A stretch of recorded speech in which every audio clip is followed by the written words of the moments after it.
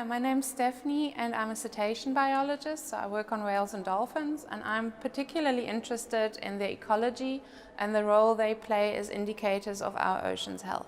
I'm with the African Earth Observation Network at Nelson Mandela University, and the scientists there are really interested in Earth stewardship science. My specific interest is in ocean health and the roles that marine mammals, or whales and dolphins in particular, play as indicators of ocean health. South Africa is really exciting in that respect because a lot of the research we're currently doing is very novel. We're doing a lot of baseline research because we don't really know what is happening in the oceans of South Africa, and yet it's a biodiversity hotspot, so there's a lot of different species and a lot of research to be done. Yet at the moment we're also facing a lot of changes. There are a lot of anthropogenic impacts potentially happening. We have a lot of coastal development, ports being built or expanded, and we have a lot of deep sea exploration, specifically for oil and gas. So in that context, it is really important to understand what the ocean of South Africa is like before we as humans go and have a potential impact on them. When I started working in Algoa Bay, there were a lot of planned developments or ongoing developments in the bay. There was plan for a big new deep water port, for a large marine protected area, and also a number of fish farms in the bay. And yet we didn't have a good understanding of the distribution, both in space and time, of the whales and dolphins in that bay.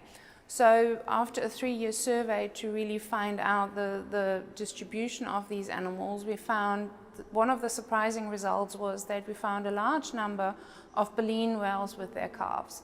So it appeared that we had found a new nursery area.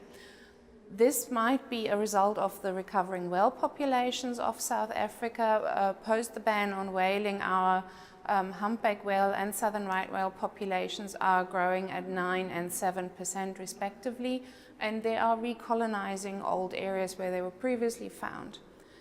Now the question then arose that how could all this development, what kind of impact could it have on these whales? We know that whales are very sensitive to shipping noise because of the low frequency, but we knew very little about how mother whales and their babies were bonding. We don't know if they bond by vocalization or if it's more of a physical phase that they bond initially before they go on their migrations down to the Antarctic feeding grounds. But the research question really was, what potential impact could this new deep water port have on these baleen whale mothers and their calves? And if it didn't have a negative impact, would that potentially lead to an increased risk of ship strikes? So we set out to really examine the soundscape of Algoa Bay with all the shipping that was going on there in comparison to the next bay to the west of Algoa Bay, St. Francis Bay, which has very little commercial shipping and some recreational boats and fishing boats, but nothing in the scale of the large port. I've got here a whale ear bone or tympanic bulla, and I've been working with bycatch in the shark nets for a number of years, looking at the dolphins that unfortunately get caught in those nets.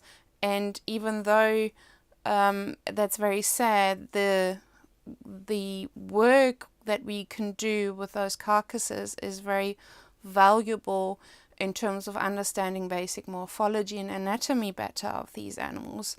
And what we've started collecting is the ears of those dolphins, because surprisingly little is known about dolphin hearing and dolphin ear anatomy.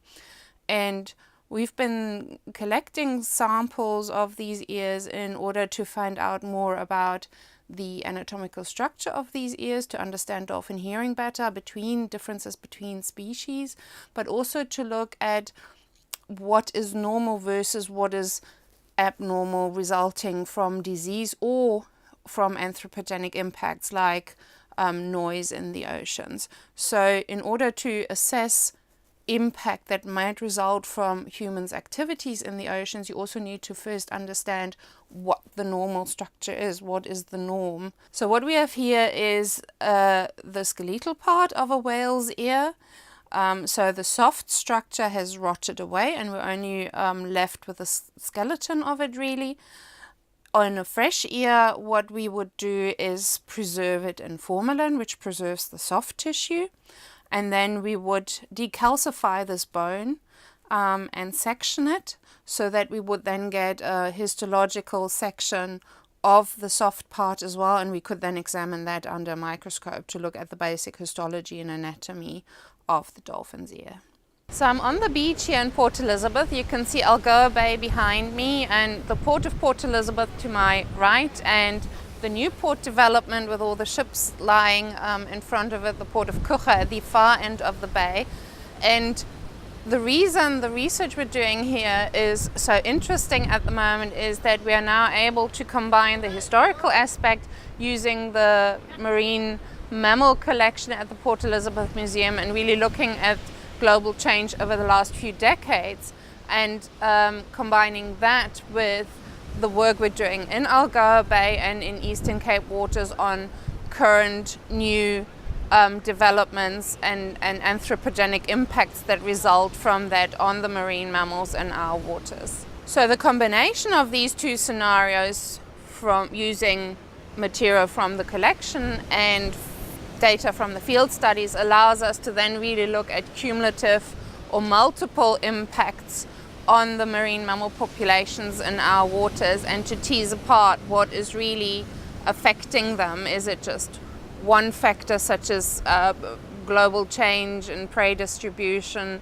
or is it the combination of diseases and change in prey and increase in ocean noise, to really pinpoint what is having an impact on these populations. So the reason the work we do here off the South African coastline is so exciting is that we're starting with a relatively clean slate. There's very little data available on from boat-based research, and we're actually taking a number of lines of evidence from both the collection and the dead animals, using those long-term data over the last few decades, combining that with ship-based or boat-based studies to look at marine mammals as indicators of ocean health in a more holistic way. So not just looking at certain individual aspects, but rather trying to put it all together to really get an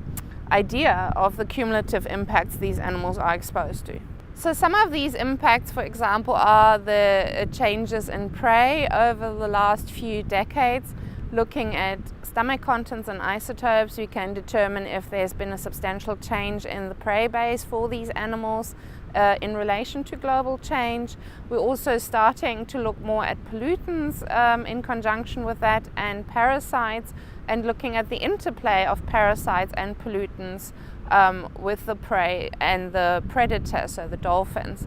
Another impact we're interested in is ocean noise, and in that respect we're specifically looking at baleen whale mothers and their calves. We know very little about how baleen whale mothers bond with their calves. So we know very little about the bonding between mother and calf in baleen whales, and the question came about how, if in any way, shipping noise could affect this sensitive life stage.